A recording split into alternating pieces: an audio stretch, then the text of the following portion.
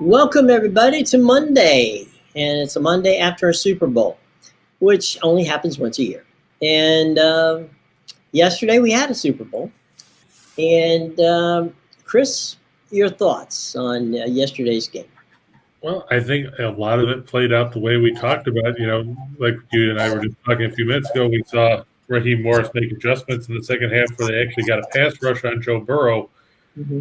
And that changed the complexion of the game. Cincinnati, they scored a bunch of points in their first couple drives, thanks to the interception and the missed face mask call on T. Higgins.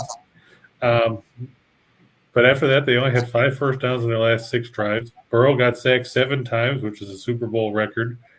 Um, the defense couldn't make a stop when it mattered in the last 2-3 minutes of the game. They took a bunch of dumb penalties.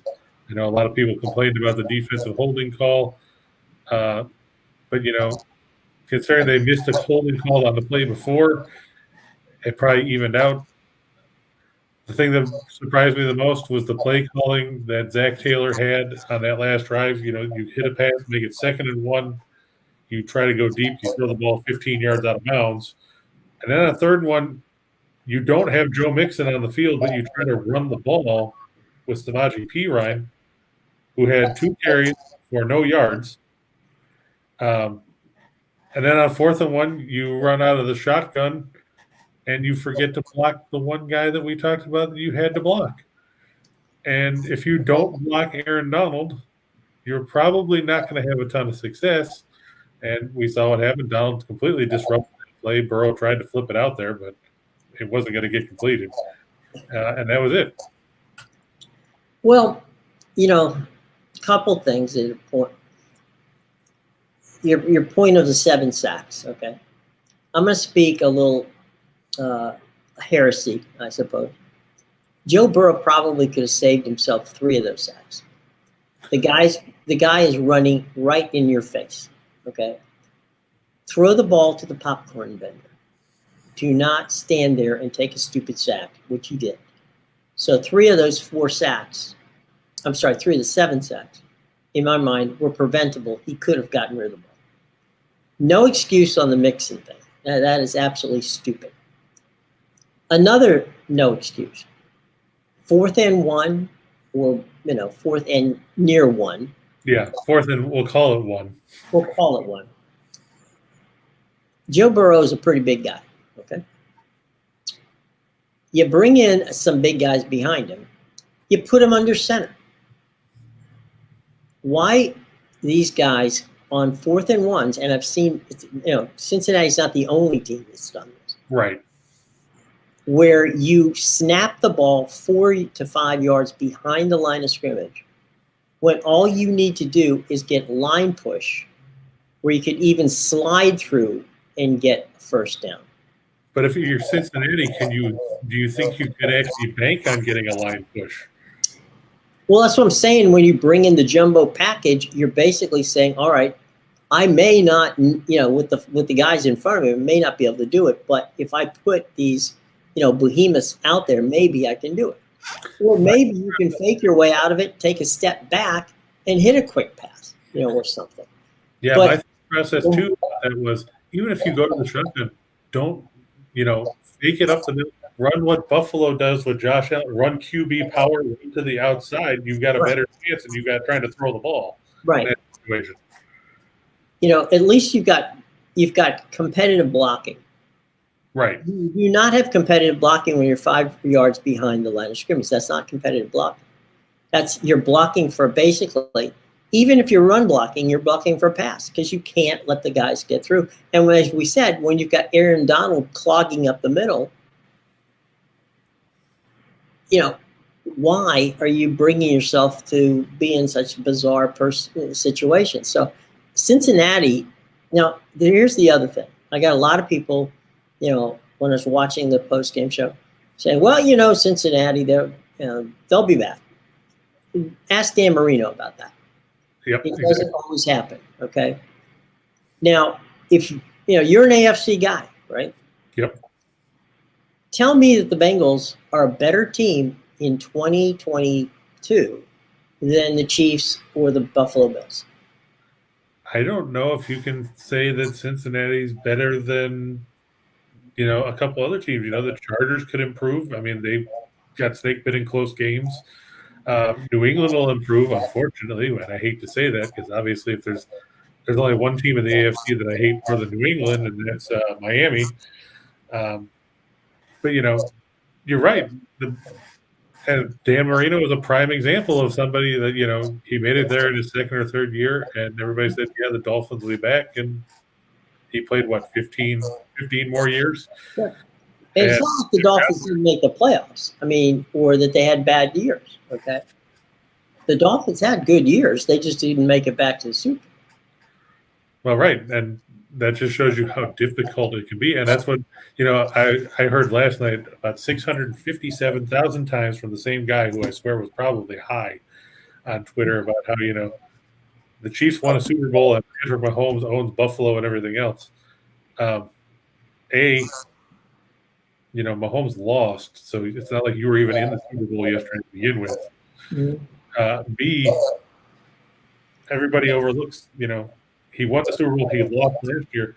But now think about this. Yeah, Buffalo lost 4 Super Bowls. They went to 4 Super Bowls in a row. Yeah. Now, think about how difficult that is when we're talking about Marino never went back after 1. Sure, they lost 4 in a row, but they got to 4 in a row. Has anybody else been to 4 in a row? Been to 4 in a row and not one? No. No, 4 in a row, period. Oh, no. I'm sorry. No, the other part to the equation is that we're now assuming, because they've got money. Right. They're number 2 or 3 under the cap. They got about $60 million. Okay. And they got their star player in Joe Burrow still on a rookie deal. On a rookie contract. They probably would have to deal with him on that rookie contract in 2024. Okay. So let's assume that would be the extension, right? So you've got money to bring in some, a better offensive line. There's some good guys out there who are free agents who you could probably bring in. But here's the thing, and it's not a secret, and I'm not saying anything that, is going to get any shade on me. Mike Brown doesn't spend money. The Bengals do not spend money. Now, did getting to the Super Bowl in some way, somehow open that wallet of Mike Brown's to spend some of that $60 million under the cap that they've got? I don't know. But we shall see. And to be honest, let's look. The last 2 Super Bowl winning teams, right, which would be the Buccaneers and the, and of course last night the Rams, they did not get there through the draft. Okay? Right. They went out and they actually paid money for free agents. So, they had the window was shorter. There's no question about that. But you can't argue with, let's be honest, there's not going to be many times that a Tom Brady's going to fall in your lap. And so the Buccaneers got very lucky because of Jason Light being a good friend of Tom Brady's and Tom Brady loving the fact that Bruce Arians would let him do whatever he wishes to do and literally gave him the opportunity to be the co-general manager of the team. And then Stan Kroenke basically saying, whatever you want, whatever you need. And they traded major draft choices to get to get Matt Stafford. They put money into Odell Beckham. They put money into Von Miller. They signed some free agents. So, it was like, okay, we know we have a short window, but let's push all the cash in the middle and play. And, the Rams, you could argue the Rams have a good chance in a much less competitive conference in the NFC than the Bengals have in a far more difficult conference. And quite frankly, if Baltimore's healthy, if Cleveland can get their act together, if Pittsburgh can find a quarterback, they're not assured of even being the favorites in their own division. Yeah, and back to your point about will Mike Brown spend money, it reminds me of what Evan was talking about when he was on before, when we were talking about Steve Young signing that deal with the LA Express Right. in the USFL. And Lee Steinberg went to Mike Brown and said, here's what they're offering. Can you match it? And Brown's comment was, sure, right after I find oil under Spinney Field, which was the practice field of the Eagles at the time. Right. So you have to wonder, will he spend the money? Because you got to remember, when they went to the Super Bowl in '88, they lost then in a similar fashion. They gave up a touchdown drive late in the game in the last couple minutes. And then, the Bengals, didn't have a ton of success. I mean, they went to the playoffs, I believe, in '89. Let me double check here. In '89, they went in '89 they finished at the bottom of the AFC Central at 8-8. In 1990, they went 9-7, won the division. They beat the Oilers in the first round. Then they lost to the Raiders in the game where Bo Jackson wrecked his hip. And then that's it for winning a playoff game for Cincinnati until this season. Right. So I'm not convinced that Mike Brown's going to go and spend any money because of the fact that, he's cheap. Let's be honest. Well, past being prologue, yeah. I mean, there's no reason to believe that he is.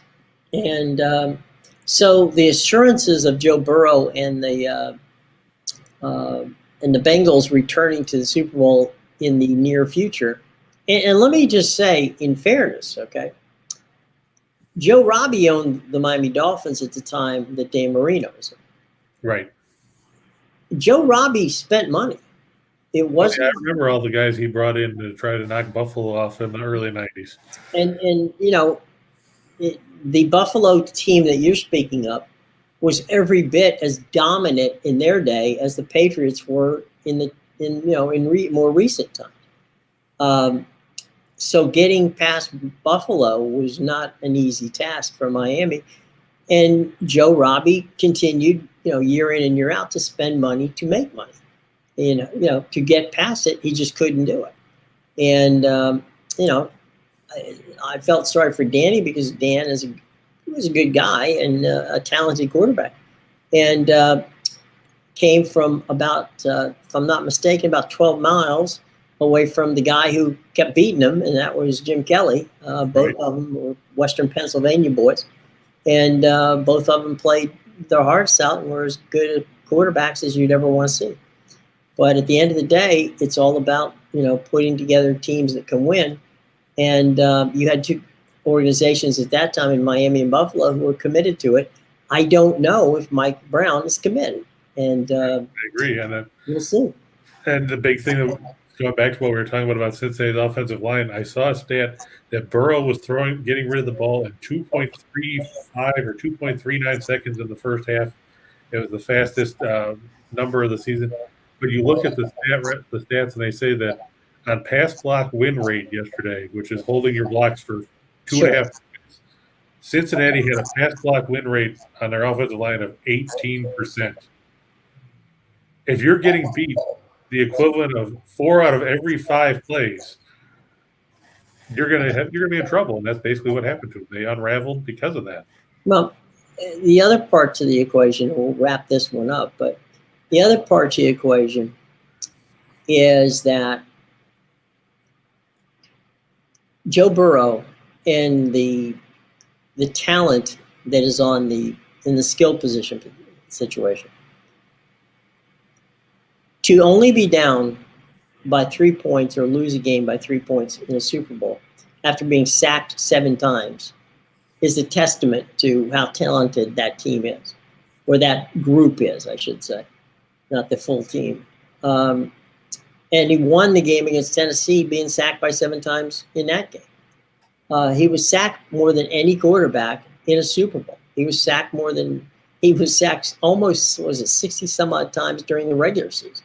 Yeah, it was 51 in the regular season. Brandon Allen got dumped 4 times. Right. And so if you add what happened in the playoffs, he was tackled almost 70 times. I think he was sacked now 19 times in the playoffs. Right. So basically, you're talking almost 70 sacks in the when you get to that point.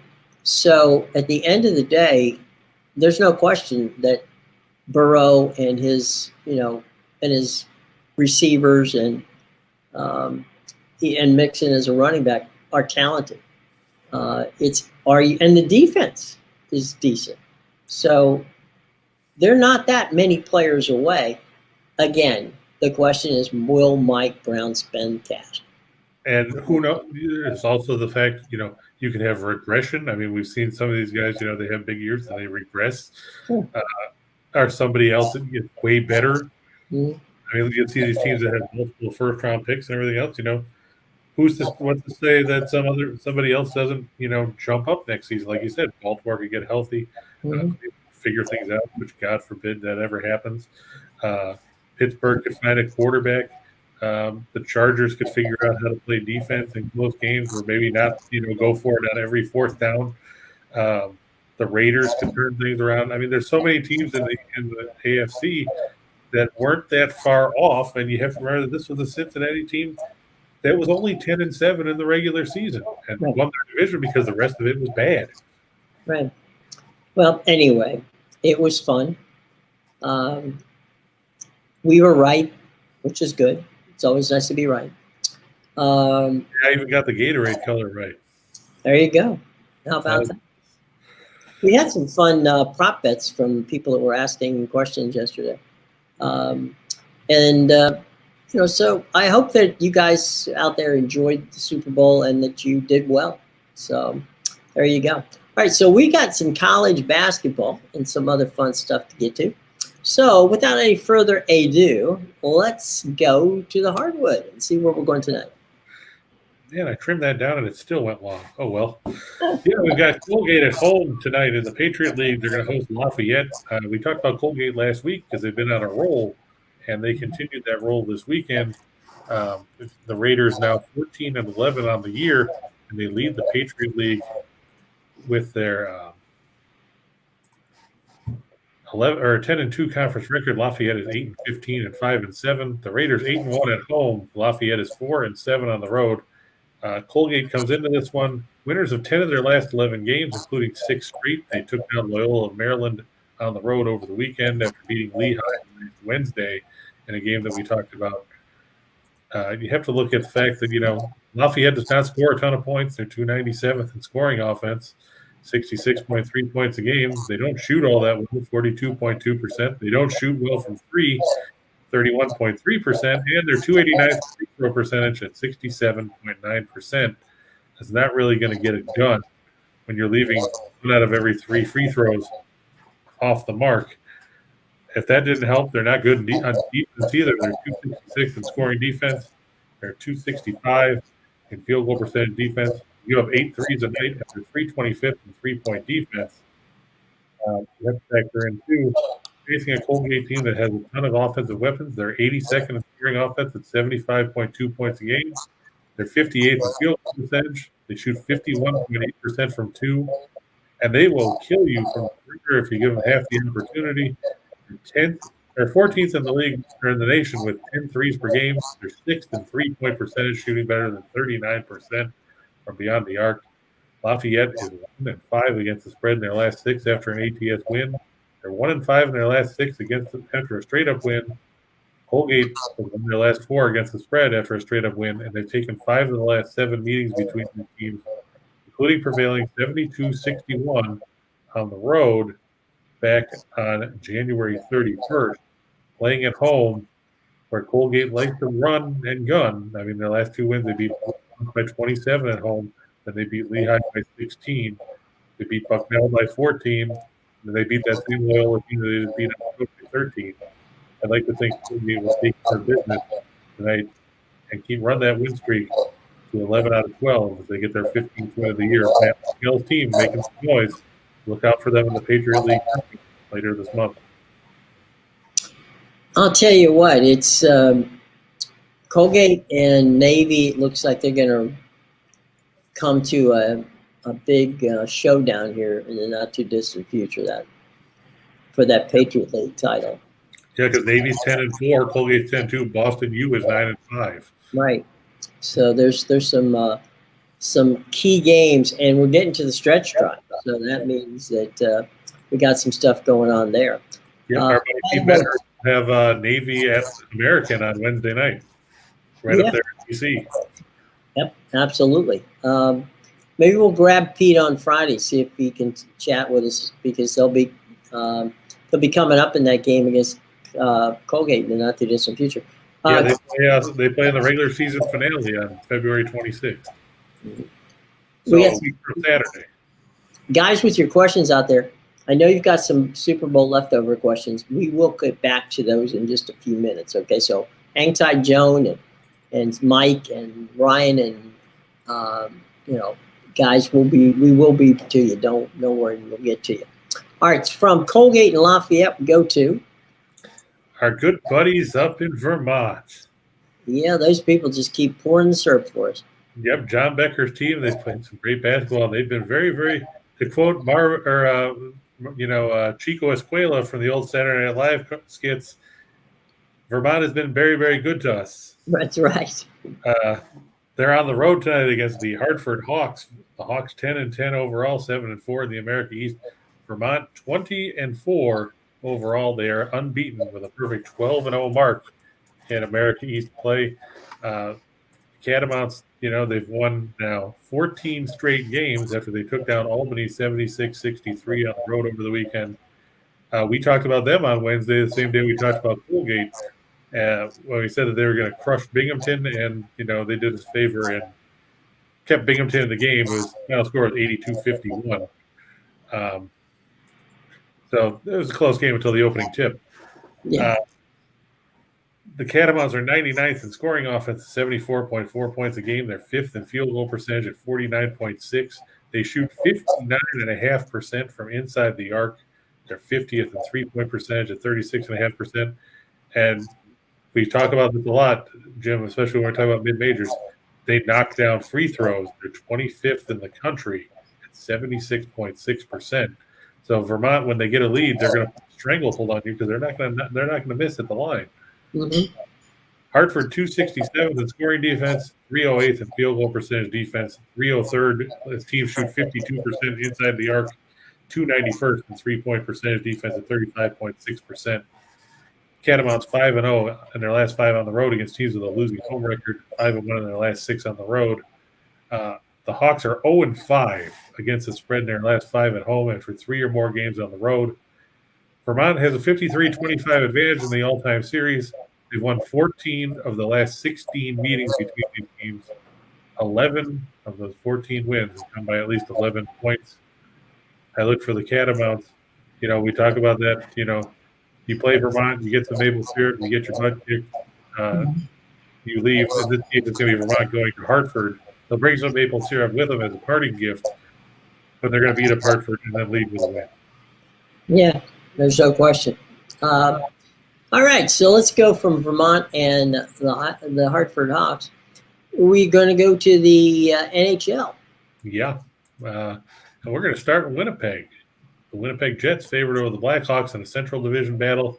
Chicago was 17-24-7. Winnipeg 20-17-8. They've played a little better under Dave Lowry than we saw under Paul Maurice, who resigned about a month and a half ago now. Yeah.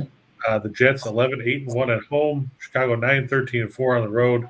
It's going to be Marc-Andre Fleury, 15-17-3 with a 294 goals against, 908 save percentage, and 3 shutouts for the Blackhawks. Connor Hellebuyck, 16-15-7 with a 283 goals against, 913 save percentage, 3 shutouts for Winnipeg. None of these numbers are pretty, but let's face it, Chicago did not score. They averaged 2.38 goals a game. That's better than the offensive juggernauts of Arizona and Montreal, for those of you keeping track at home. And if you're keeping track of those two teams, I feel sorry for you, because all you see is light going on behind your goaltender. The Blackhawks 24th in goals against at 3.35. Winnipeg 20th in goals for, 2.87. They're 17th in goals against, 2.89. But at home, they average 3.2 goals a game, giving up 2.70. Chicago 1-5 in their last 6 when their opponent allows 2 goals or less. Winnipeg's 4-1 in their last 5 after giving up at least 8 power play opportunities. Yeah, they gave 8 power play chances in their last game, still escaped with a victory.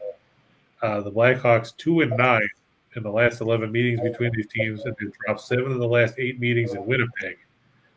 Look for the Jets behind Mark Scheifele, Blake Wheeler, and Hellebuyck to get the win, or a Chicago team that has struggled both on and off the ice, and they've got some injury issues. Taves out again. It's just an uphill climb for the Blackhawks on the road. There you go. All right. From Winnipeg in the Canadian Rockies, we head to San Jose. Oh. The Edmonton Oilers are on the road to face the Sharks. The Oilers 24-18-3. The Sharks 22-20-4. San Jose is only 11-9-2 at home, which is scary considering Edmonton has a better record on the road than the Sharks have at the SAP Center. Mike Smith, 3-4-1 with a 3.50 goals against and a 901 save percentage, expected to make his third start since he came off the injured list once again. It's supposed to be James Reimer, 13-9-3 with a 281 goals against a 915 save percentage and 1 shutout for San Jose. The Oilers 12th in goals per game at 3.18. They're 23rd in goals against 3.27. The Sharks 23rd in goals for 2.72. 21st in goals against a 3.07. Edmonton 12-3 in their last 15 after allowing 2 goals or less. They're 10-3 in their last 13 against Pacific Division teams. San Jose has dropped 5 of their last 6. They've dropped 10 of their last 11 as an underdog, and they've dropped their last 4 as an underdog at home. I know that we've got people out there that are Sharks fans. I know Brian was a Sharks fan, or was it James? I can't remember who it was that went to the game and saw the Capitals. But San Jose has struggled since, and maybe it's your fault for going to the game and watching them beat Washington that they've gone down the toilet. But I think Edmonton, they seem to have – they've played a little bit better of late, now that they fired Dave Tippett. I feel that – yeah, there you go. It was Ryan that went to the game. I thought so. But I think San Jose will bounce back. I just don't think it'll be tonight. Edmonton's played a little better since firing Dave Tippett. And I think Tippett wasn't the problem for them being – for Edmonton. He was the fall guy. So, now we'll get the inspired play for 5 or 6 games, and then they'll go right back to the same problems they had before. But they're in that halcyon days of where everything looks all shiny and new for the Oilers, so they'll get the win here. It's funny. The Sharks, when they were really good, and the Sharks, when they were really bad, always seemed to be able to play well at home. I mean, the Shark Tank used to be a place that nobody wanted to play, because even when the Sharks weren't good, they were, pretty awesome at home. And so when you look at that, that home record, that's just very un-San Jose-like. And right. So, I'm sure that hopefully they can start turning things around. Yeah, I think they'll bounce back. I was going to ask Ryan, since, he's the Sharks fan, and said, don't hate on my Sharks. Ryan, what do you think about, Evander Kane? You'll get to see him tonight since he's in an Edmonton uniform after the whole off-ice fiasco with gambling and supposed domestic violence and then supposed, fake vaccine cards and everything else, so San Jose got rid of him. What do you make of that situation as a San Jose fan? Are you worried that Kane's going to try to stick it to San Jose tonight? I don't know. We got a happy Valentine's Day from Joan. Thank you, Joan. We'll get to your question, by the way, soon. Ryan says it sucks to lost Kane over his ex-wife. Okay. Ryan's really plugged into the Sharks. Yeah, he's the one that went to the Sharks game when we said that Washington was going to beat him, and I had to admit I was wrong on that one because, like you said, that night was the night where Washington, thought that you could score by hitting the goalpost 57. Right. There's a lot of pinging going on that night because Kane will probably go off on them. So Ryan's not so keen on the team tonight. He thinks that. Don't tune in if you don't want to see Evander Kane go off. Yeah. No. All right. From the ice, we go to the association. Hate to Yeah. admit that Kane will probably kill us tonight. What a marquee matchup this one is. The Washington Wizards are at home against the Detroit Pistons. From what I hear, good seats still available Plenty.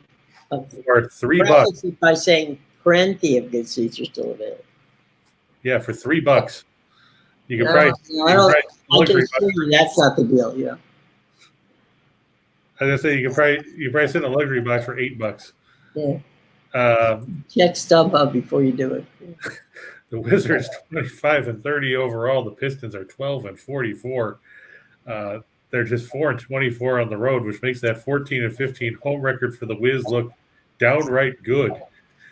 The Wizards 22nd in scoring offense at 106.9 points a game. They're 12th in field goal percentage.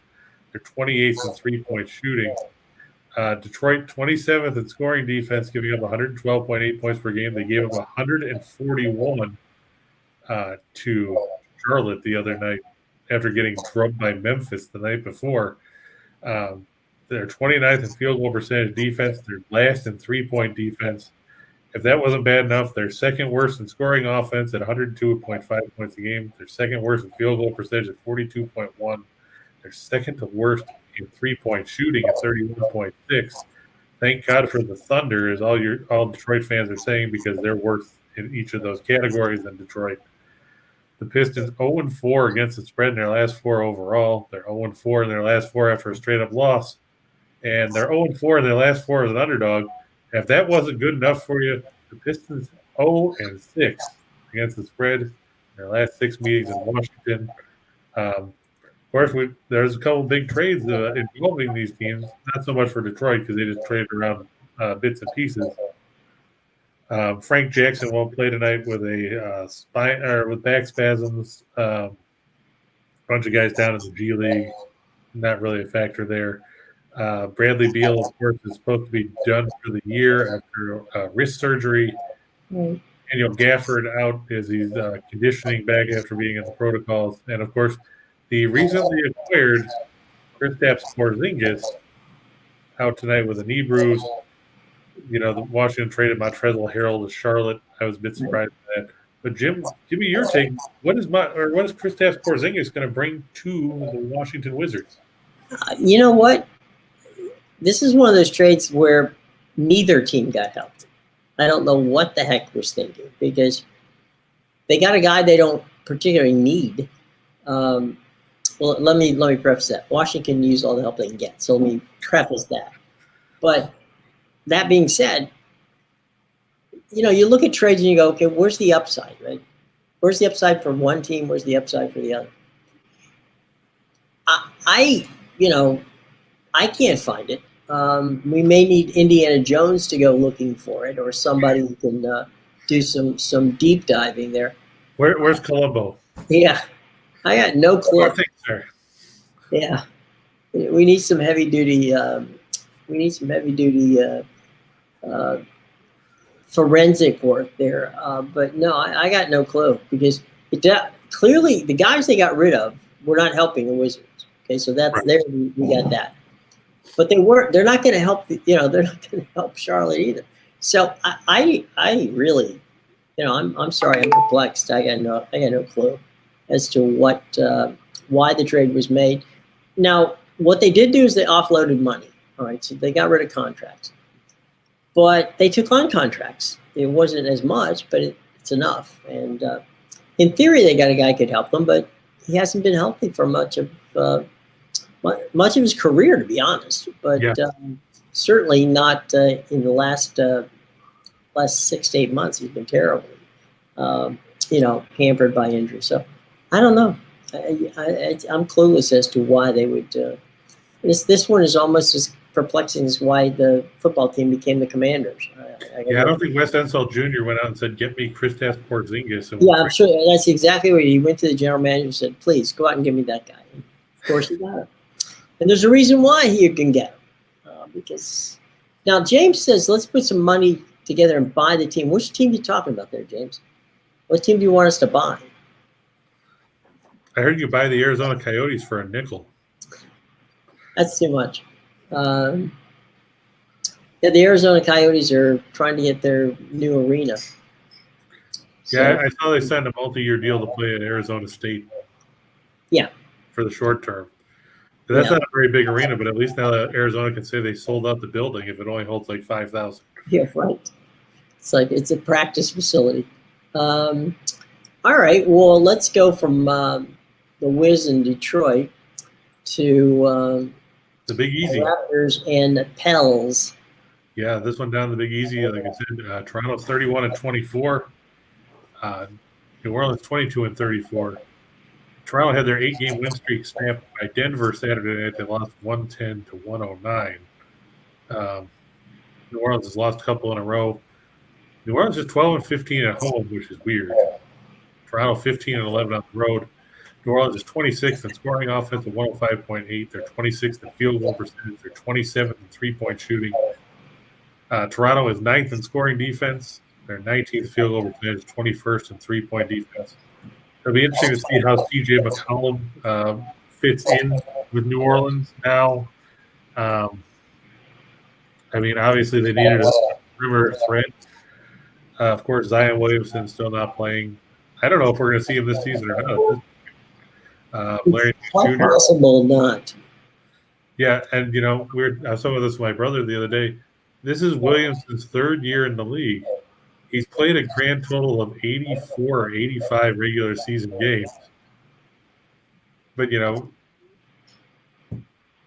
so you're paying him all this money on a rookie deal to not play, and that's the big problem with the NBA with these guaranteed contracts.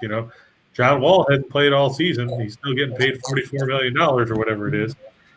And that all counts on the cap. Yeah. For Toronto, nobody's on the injury report to worry about. Isaac Bonga and David Johnson are on assignment in the G League. Toronto's 8-0 against the spread in their last 8 after an ATS loss. They're 5-0 against the spread in their last 5 as a road favorite. They're 10-1 against the spread in their last 11 after a straight-up loss. New Orleans 1-5 in their last 6 as a home underdog. They're 1-4-1 in their last 6 at home. And they're 1-4 against the spread in their last 5 at home against teams with a winning road record.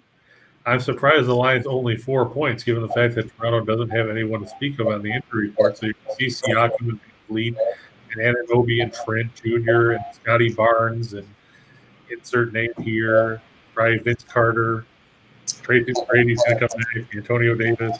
That's right. He's going to come out of retirement. Let's jump in and try some of these questions. Some of them are football related.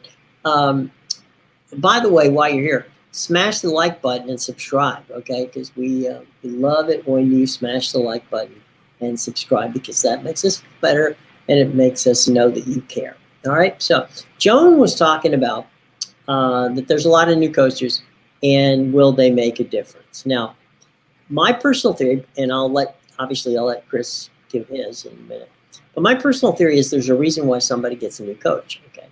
And usually it's because the team's not playing well. So does a coach make a difference? And the answer to that question is look at what they build within the organization, okay? So a head coach, look at if they can bring along an offensive coordinator, defensive coordinator. What does their staff look like? Because that's where you see the big misnomer in professional football is that the head coach is the most important person. He is to an extent. But if you ask the players, they all gravitate to their defensive coordinator and their position coaches. So if whomever your person is, if it's like Lovey, right? If Lovey goes to Texas, right? He's going to Houston.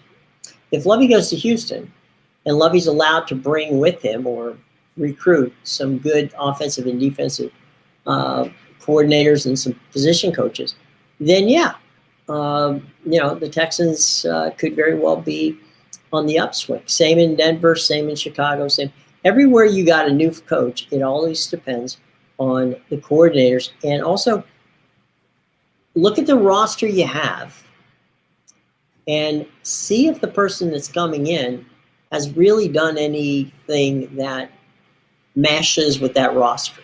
Okay, if you got, for instance, if you got a quarterback who's a run pass option quarterback, but you have a coach who's not particularly he's been with 3 or 4 teams, none of them have gone the run pass option, right? So that's going to be an interesting situation. Chris, why don't you give the example of the guy who just left Buffalo to be the coach at the Giants? Because I can assure you that there's not a person on that Giants offense that can run the Buffalo Bills offense,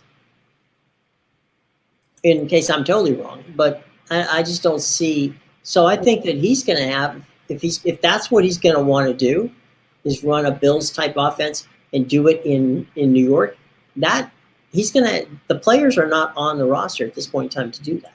Yeah, that's going to be the biggest problem for Brian Daboll is you can't take Daniel Jones. I mean, it's a similar build, and Jones has some mobility, but I don't think Jones has the running ability or the arm strength that Josh Allen does. And it's like you said, you look at the rest of the skill position players, there's no Stephon Diggs in the Giants receiver room. There's no, Evan Ingram's a decent tight end, but he's a free agent. There's no Dawson Knox there. You've got Saquon Barkley, but can he stay healthy? You got Sterling Shepard, but he's hurt all the time. You've got Darius Slayton that has injury issues. The biggest problem that Daboll is going to have with the Giants isn't so much implementing a scheme, it's having the personnel that can actually play it. And that's one of the big things, too. When you have a new coach, it's not so much because there was a philosophical discord between the ownership and the coaching staff. It's the fact that they don't have the personnel. And that's usually when you get a coach, it's because the team stunk. I mean, Jacksonville, prime example. Urban Meyer didn't get, he was fired for cause, but the team wasn't doing anything anyway. They don't have the personnel. You look at Houston, they didn't have the personnel either. I don't think David Culley should have gotten fired after 1 year. It wasn't his fault that Deshaun Watson didn't play all season. Vic Fangio probably shouldn't have been run out of Denver. It's not his fault that ownership didn't go out and get him a quarterback that was worth anything. The biggest concern that I have with any new coach is, like you said, how's his scheme going to fit with what he has? Because you can't fit, they always say you can't fit a square peg into a round hole. And that's basically what some of these teams are trying to do. Because, look at Josh McDaniels. How is he going to work with the Raiders offense given what New England does? Those things don't necessarily mesh. And that's going to be an issue for a lot of these teams because just because you bring in a new coach doesn't mean things are going to magically turn around for you. Well, look also at the cap space, okay? If you've got a Josh McDaniels, and, well, I'll give you an example, all right? The 49ers have all but, they haven't said it, but they're all but done with Jimmy Garoppolo. Right. Now, Josh, no, there's probably not a person on the planet that knows Jimmy Garoppolo's abilities better than Josh McDaniels. Okay, the Raiders are not in a position to make a draft choice that's going to get them a quarterback that's going to be significant to them. So, do they make the choice of moving away from Derek Carr and bringing in Jimmy G to be the quarterback of the Raiders? Does that make sense? Okay. On face, you would go, why? It's like an even lateral move, right? But if Josh McDaniels thinks that Jimmy G can run his offense better than Derek Carr can, then that's the kind of changes you make. The thing that you need also to look at too is Stephen Ross in the Miami situation. They're sold on Tua. Any coach that goes in there is automatically saddled with that. Okay? Right. And now that's Mike McDaniel's problem. Right. So you got Mike McDaniels took the job and had to, I'm sure in the interview, sell them on the idea, hey, look, I can make this work with Tua. Okay. Now, with whether he can or he can't, we'll find out really quickly enough. But those are the kind of issues that you face when you're a new coach. You go in there, you do what, 7, 8 hours, literally 7, 8, 9 hours of selling your concept on how you will build this team and make it work. All of that's wonderful, but all of that's theoretical until you literally sit down and begin the process. And I think that that's some of the things. I'll tell you what, when Kyle Shanahan got a lot of grief from a lot of different people. Kyle Shanahan is one of these, like McVay and some of the other younger coaches. When Kyle Shanahan was the offensive coordinator with Washington and they drafted RG3, he literally went down to Waco, to Baylor, and he sat down. And instead of having RG3 run Kyle's offense, he sat down and created an offense that fit RG3. So Kyle is one of these guys who, all right, this year with the 49ers, it's like, okay, we're not going to pass, but we can run. And though passing is my, what he's a Frank Wright guy, because that's who he, and his father, of course, was a passing, maven as well. So he goes and he fits that. Josh, yesterday when you see McVay win, right? What was McVay? McVay was a passing guy in Washington and figured out a way to make it work. He knew that Matt Stafford was an upgrade and they could get the job done and could run his offense. Right. He let Raheem Morris run the defense and said, okay, fine, Raheem, you do this, I'll do that. And they were able, with their owner, Stan Kroenke, to get what they needed to get the pieces to get them to the Super Bowl. So it's not just, when you look at it, there's so many other little intricate things. You've got a general manager you have to deal with. You have position coaches you either hire or inherit, okay? And you have owners. They're either going to let you do stuff or they're not. And so there's only 32 spots. And that's why people are rushing to take them. And some guys interview themselves into a position, some guys are. I'm not sold, frankly, that Denver is, I don't care who you get. If they get Aaron Rodgers, I'm not I don't automatically slot them in as the team that's going to beat Kansas City and take that division. Denver could get John Elway back in his prime and still not beat Kansas City in that division because they still have too many holes. James wants to know if we can talk about some college hoops. Of course, James. Of course you can. Ask us a question. Well, he asked at the very beginning, he asked about Niagara and St. Bonaventure. Oh, okay, missed that. Sorry, James. Well, he asked about St. Louis, but St. Louis is playing St. Bonaventure. Oh, okay. James, we just saw those two teams play. Speaking of St. Louis and St. Bonaventure, they played at the Heifetz Arena the other night. And St. Bonaventure beat St. Louis on the road by 7. Playing at the Riley Center, I've been down there in Olean before. It's a very small environment, but it gets very loud, and you have to take into consideration that the Bonnies have something that's a rarity in college basketball these days. Their 5 starters are all seniors.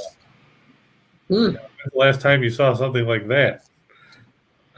Not since Bryce played at Valparaiso for his dad. Well, yeah, right, but that would have been one senior. We're talking about all 5 starters are seniors. Oh, yeah. Okay. St. Bonaventure, they're 8-2 at home this year. Meanwhile, we've seen St. Louis lose. They lost to Dayton on the road. They lost to UMass on the road. They lost to Memphis on the road, which I'm not going to fault them for. Memphis is a good team.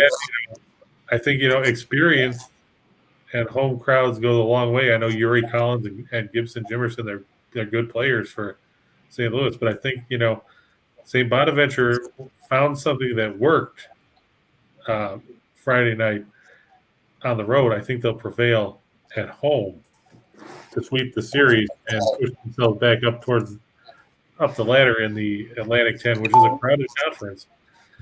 And as for Niagara, they're playing Marist tonight on the road. They're coming off a 20-point loss to Fairfield, who no one is impressed by any stretch of the imagination.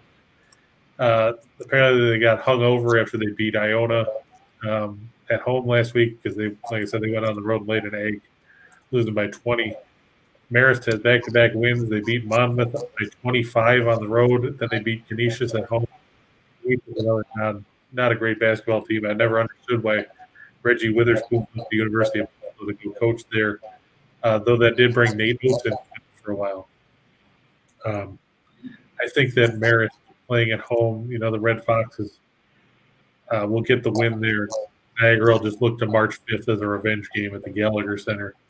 But I think that Marist and St. Bonaventure are the way to go in those two games. Any other questions to see there, Chris, of interest? Just scrolling through here. By the way, UCLA and USC played a decent basketball game on the weekend. And SC won. IUPUI, James. Yeah, IUPUI. Yeah, they're playing the Illinois Chicago tonight.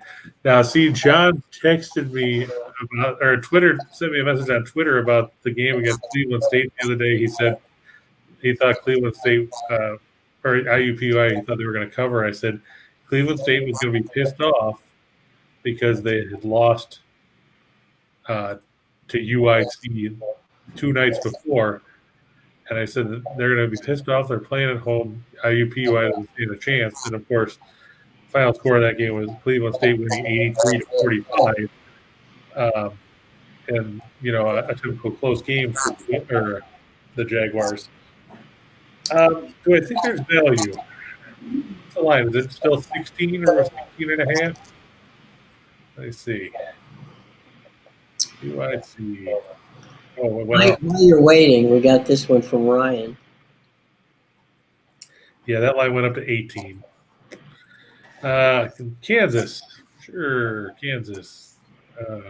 Wow, I think 12. While you're doing that, I can answer this one. Matthew, yes. If you come back a little later in the week, we are going to have some chat about the Daytona 500 because we're going to be NASCAR folks for you. All right, so come on back and pay attention because we will have some NASCAR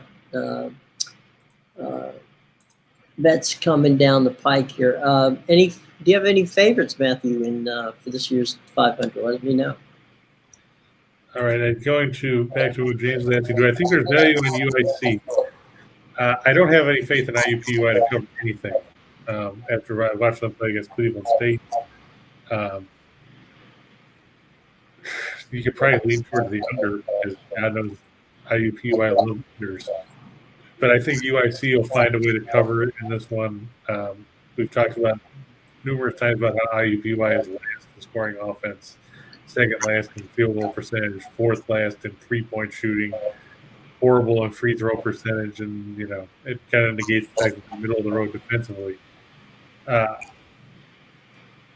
That slight value in UIC covering, but I don't like the fact that the line's going up. It was 15.5 yesterday. It's 18 now. I'd probably stay away from it. Be safe because you never know with UIC.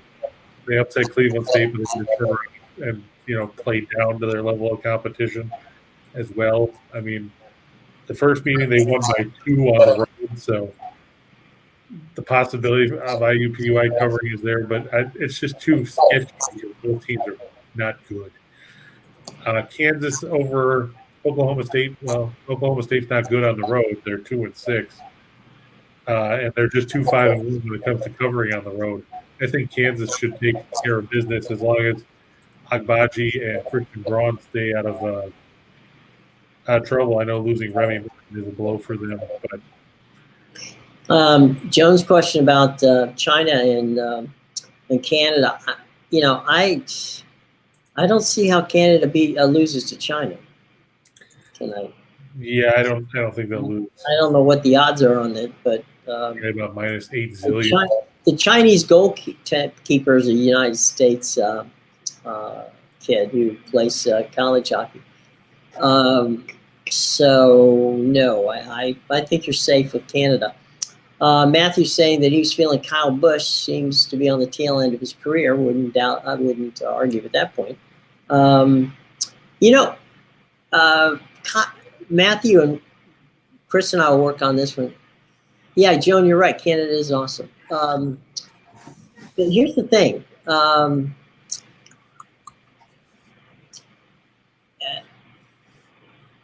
Daytona, Talladega, the super speedways tend to favor Ford and Toyota. And so Penske's got a good team together, as does Joe Gibbs Racing. And so they tend to do pretty well at those races, at least over the last 3 years. So we'll keep, and you can't, I know the Hendrick people are going to be on my back about this, but, we will break it down more as we get closer. But there's a whole different vibe in those big races where you've got the tracks where basically you got to push this thing, right? You get out front, you got your guy who's pushing you through and keeping you in that slipstream. So it'll be fun. We'll see. But currently Denny Hamlin is going off as the favorite. Denny's a Joe Gibbs 900. A Joe Gibbs guy, so I'm not surprised. You had Brad winning last year, huh? And he wrecked. There's a lot of wrecks at Daytona. Remember? Always a wreck at Daytona. Always at least 3 or 4 wrecks at Daytona. I think the key is. Go ahead. No, go ahead, Jim. I was just going to say the key at Daytona, in large part, is to try to stay away from being wrecked. Because if you remember, they got that fun thing where they have that race where you qualify for the pole, and if you get the first 2 positions, then you start in the dash, where one guy gets the pole position in the dash and the other guy gets the pole position in the dash. And if you wreck your car in the dash, then you got to go to the back of the line. So you may qualify number 1, but if something happens that you screw up and crash the car, then that pole position is gone. So the whole thing at Daytona is just try to keep the car in one piece to the end of the race. And over the past 3 or 4 years, that has not been an easy task, which is why the bigger teams, like the Gibbs teams and the Penske teams and those guys, are definitely at an advantage. I did see the Woods brothers have some has a new guy in the 21. So we'll see. There's going to be some fun stuff going on in Daytona. But it's a little early for us on Daytona, but we'll get back to you. Don't worry about that. Yeah, it's Sunday afternoon. It'll be so. Mm-hmm. Yeah, the top 5 odds on that. Hamlin's going at plus 900. Kyle Larson plus 1100. Chase Elliott at 1100. Blaney and Logano are going at 1200. Kyle Busch is in a group with Harvick and Alex Bowman at plus 1600. Okay. Kevin had a bad year last year. So we'll have to see if Harvick can bounce back and see what we can do with that. Yeah, he also played bad when I played with him on NASCAR Heat the other day. He was terrible. I'm sorry, what? So I was playing on the Xbox. He was terrible the other day. I don't know what happened. Well, there you go. If he's bad on Xbox, that could be trouble.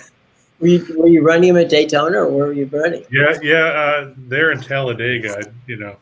Okay. Well, you got to be careful out there, buddy. You might get want to get a wreck and get him wrecked before he even gets to Daytona. Yeah, just try and wreck Quinn Hoff, because he's a guy that shouldn't be driving anyway. Well, you never know. All right, so let's move on to 2 for the show. Alrighty. Actually, 2 for the money. I'm sorry, and 4 for the show. Matthew, you're welcome, my friend. Come back and see us. We already talked about the Raptors and the Pelicans. And the Jets and Blackhawks. And actually, we've talked about all these games already. I just think that these are your best bets on the board, especially. I'm going to ride Vermont into the ground, just like we've done with Wyoming. I mean, when you've got a team that's won 12 or 14 in a row and they've stomped everybody in their own conference, it's hard to argue with what John Becker's done with the Catamounts. And if, like I said, if I'm a Power 5 team or something, I want to see Vermont somehow get upset in the America East tournament, because I don't want to see my name next to theirs when the March Madness bracket comes out. That's And good. unfortunately for Ryan, I'm going against the Sharks. But like he said, he thinks Evander Kane's going to stick it to San Jose tonight anyway. So at least he's prepared. Hey, real quick, James is asking about UCF. I can't remember off the top of my head who they're playing. UCF has Tulsa at home. UCF isn't very good. They're 14-8. Yeah, but USF beat them. So they can't. That's true. But I mean, USF, if you look, they did bounce back and beat USF a couple weeks ago. I don't look at those things. Oh, well, there you go. I don't look at when they lose. They're coming off a home win over Wichita State. They're facing Tulsa. Johnny Dawkins' team is 10-3 at home. Tulsa's 0-7 on the road. Matthew, yes, it is, by the way, the Canes' first game back in San Jose. Yeah, Tulsa, I don't have a ton of. Tulsa upended Cincinnati on Saturday, which was surprising. Oops. But I don't expect them to follow that up. It's kind of like when Jesse Ventura would talk about a guy like Hacksaw Jim Duggan and say, one good move and can't follow it up. The guy's an idiot, McMahon. That's basically what I think it's Tulsa right now. They had lost 10 of 11 going into the Cincinnati game. And their one win, of course, much to the chagrin of my co-host, was a trouncing of South Florida. I would say UCF at home in that one. As for, were you asking about USF too, or are they not playing? No, he meant to say UCF. He wasn't. Okay, I just wanted to double check and make sure South Florida wasn't playing because I was unaware. And Nathan's on the Catamounts, so he's a Vancouver guy. I'm not a Vancouver guy. A Vermont guy. Got the wrong V. USF Jim gets Tulane tomorrow. Oh, great. At home. At the Yingling Center. Yep. Followed by East Carolina at home Thursday, and then Tulsa at home on Saturday. So busy week at the Yingling Center for South Florida. Yeah. Chance to lose 3 games in 5 days. That's right. Ryan says Vermont isn't even on the sportsbook board on the one he uses. Really? What board are you with our boys at BetMGM or Caesars? Is not. Who has? I didn't see anything about this game being canceled. No, not yet. No, 37 minutes ago that they're still playing, according to what I read here. Let me double check real quick. I'll check the Caesars book and see if there's anything new about it here. Are they on Caesars? That's what I'm going to check. Okay. Let's see. Okay.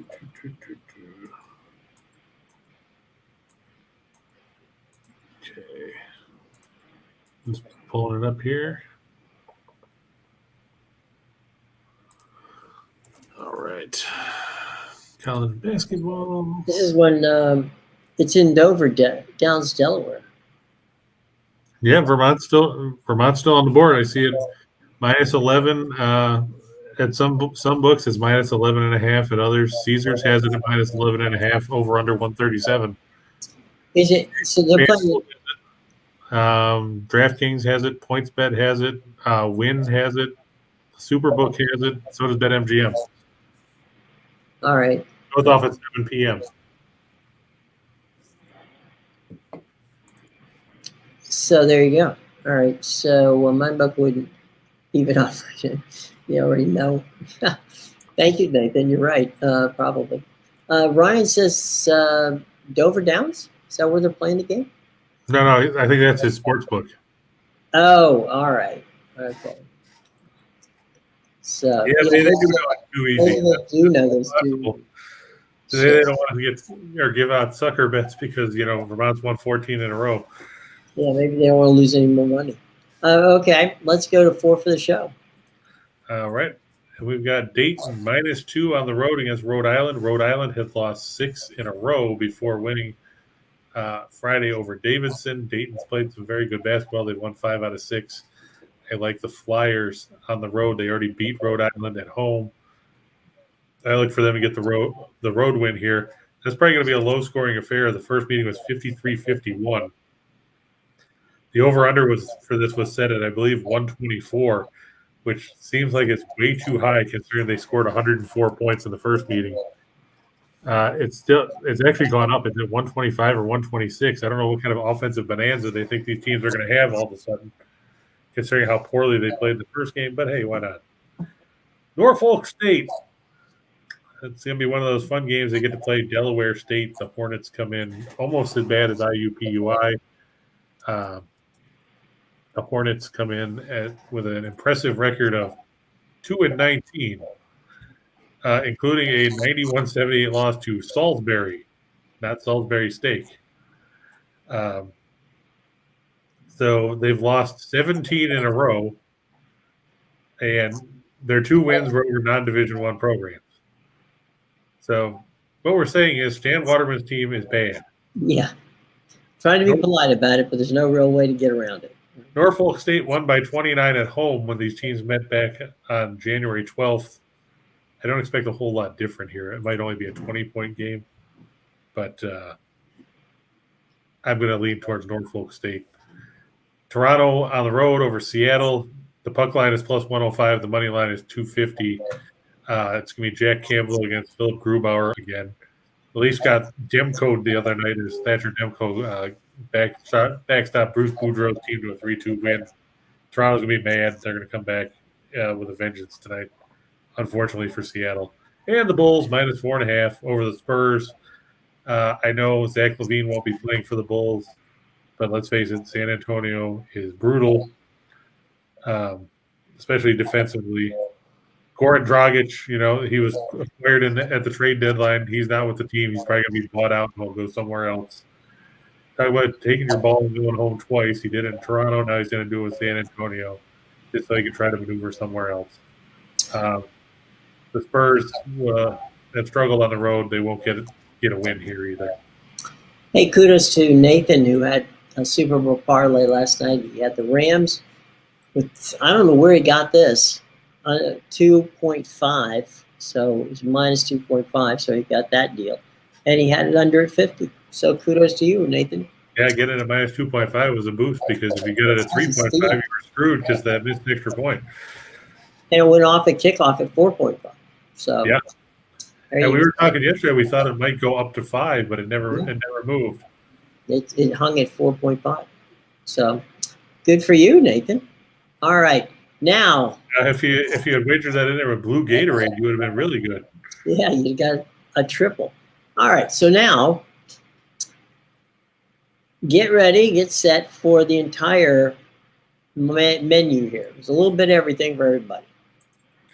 Yeah, we got Austin P at home. Can you believe that? The Governor's actually getting favored. That shows you how bad Eastern Illinois is. Marty Simmons, wouldn't be surprised if he gets fired after the season. Favored by 11 and a jeez. Yeah, that shows you how bad Eastern Illinois is.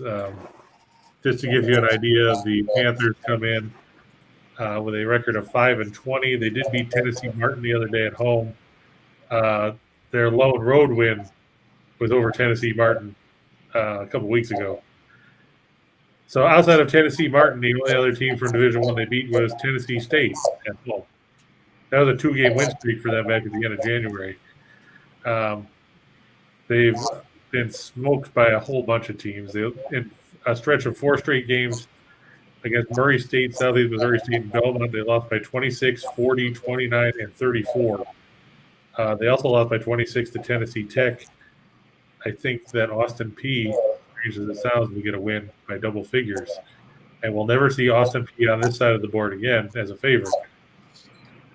North Carolina Central, Lavelle Moton and company, they're an underdog on the road at Coppin State. I look for them to get the win outright, but I'll take the points. Coppin State's not a very good basketball team right now. Lehigh at home over Bucknell in the Patriot League. We know Lehigh. We saw they lost last week to Colgate when we told you they would, but they're playing at home, and Bucknell has been awful. They're nothing like the team that we've seen make the tournament several times in recent years. You got Delaware over James Madison. This was a line that made no sense to me when I looked at it because Delaware is only favored by 6. They're at home. The Blue Hens beat James Madison by 16 on the road 2 weeks ago. And they don't have anybody hurt. It's actually down to 5.5 now. James Madison's only 4-3 on the road. Delaware's 8-3 at home. I don't get it. I don't understand what's going on here. There must be something that I'm missing, but every injury report I've checked and everything else says Delaware is completely healthy. Meanwhile, James Madison is minus Takal Molson, who's done for the year. He got hurt in the first meeting. He was averaging over 12 points a game for the Dukes. So this line makes no sense to me. I think Delaware should win and cover easily. The Leafs and the Kraken, I like to go over 6 just because we talked about how bad Seattle's goaltending is and how prolific Toronto's offense is. Edmonton, San Jose, I like to go over 6. There's mediocre goaltending here. A lot of offensive weapons on both teams. The Wild, minus 1.5, is plus 105 on the puck line. It's minus 245 on the money line over the Red Wings. Interesting stat that I ran across this morning about Detroit in these situations was when the Red Wings scored 3 goals or more in 3 straight over the last 3 years. Their next game, they've averaged 0.8 goals per game. And that's over the last 3 seasons when they had 3 straight games scoring at least three goals. That is not a stat you want to see. They've been outscored by an average of 2.5 goals per game in those situations. I look for Minnesota to prevail there. Golden State, minus 5.5 over the Clippers. Norman Powell apparently broke his foot, so great trade acquisition for the Clips to get him from Portland, and now he's out. Sacramento and the Nets over 229.5. Sacramento's gone over in their last 7. The Nets have gone over in their last 4 or 5. And the Thunder and the Knicks under 206.5. The first meeting between these teams saw a total of 175 points. The Thunder are last in scoring offense. They're last in field goal percentage. They're last in three-point percentage. The Knicks play at a snail's pace. They're the second slowest team in the league as far as tempo goes. Don't expect a ton of points. Nathan, we did talk about IUPUI. I'm just worried about the fact that the line continues to go up after seeing UIC only beat them by 2 at home last month. I don't know if there's a lot of value there for the Flames. You could try to support IUPUI, but I'd try to stay away from it after seeing how poorly they played against Cleveland State. American and Holy Cross. More out of curiosity than anything. Good old American. I remember American when they used to play at Fort Meyer. That was a. Did you ever head over to the Fort Gym and see American play? I lived down the street from them for almost 20 years and never went there. You never went to the Fort? No, it was right up the street. But sorry, Jeff Jones was coaching when I was there. He left Virginia, and let me preface it. He was fired by Virginia, and he took over there. He had some good teams at that time at American University. Now let's see. What's the line on American? Let me take a look. Because hey, Holy Cross, they started terribly, but they won 5 out of 6. American is getting 2.5 to 3. Okay, so That's a Patriot League game, right? Yep. Okay, so it's at Holy Cross. Like So I said, playing Boston. Yep. So American has lost 8 of 9, 11 of 13, and 18 of 22 after starting the year 2-0. They have horrible defensive metrics. Effective field goal percentage 55.5% against, 56.3% from 2. Holy Cross actually lost to American by 18 at home. This is a revenge game for the Crusaders. I would probably think that Holy Cross remembers that loss because after that loss, they went and beat Lehigh, then Boston U, then Army. They lost to Colgate, and then they beat Loyola, Maryland, and Bucknell. I think it's a revenge game for Holy Cross, and I think they would win. But it's only because everybody's curious, so I wouldn't exactly. This is not coming up at 3:00. Is Scott and Scott with their show, which is Back to the Window. I would not bet the farm, which is Scott Sheets. Yeah, I don't think you're going to see Holy Cross and American on the Bet the Farm. You probably won't see IUPUI and UIC. No, and I don't think think in there. I don't know. I was going to say Rochelle likes Ionis, so you may see that around. Yeah, he put the over on that one yesterday. It did not pan out. Yeah, it didn't work for him. Anyway. All right. Any more questions, class? Because we're about ready to wrap this puppy up. Anything you see there, Chris? I did not that I saw. No, I think that was everything. Okay. But we're going to have some NASCAR for you. It won't, it'll be later in the week, Thursday, Friday. And we're going to have some cool guests. Yeah, we'll have some guests. Tell you about, because that's we'll mix it up. So come on back tomorrow. Join us. Bring your questions as you did today. Very good class. You're very good with the questions. Don't ask about Ben Simmons. Yeah, don't ask about Ben Simmons. That you get marked off if you ask about Ben Simmons. So anyway, any final thoughts, Chris, before we get out of here? Yeah, keep riding Vermont. There you go. That's all you need to know. All right, boys and girls, we will see you tomorrow. Thank you. Happy Valentine's Day to everybody. And we will be back here tomorrow, 1:30. Hang on in a few minutes, less than almost 10 minutes from now. Yeah, we carried you right up to almost the top of the hour. We almost brought you to Scott and Scott. So they're hanging out. They'll be there right here on the Winners and Whiners Sports Betting Network. Back to the Window, Scott and Scott coming up at 3 o'clock. And just parlays every day, Monday through Friday, 1:30 right here on Eastern time. So, and about 10 minutes after, if you miss us, check us out on the podcast. All the information is in the show box below, okay? All right, gang, we will see you.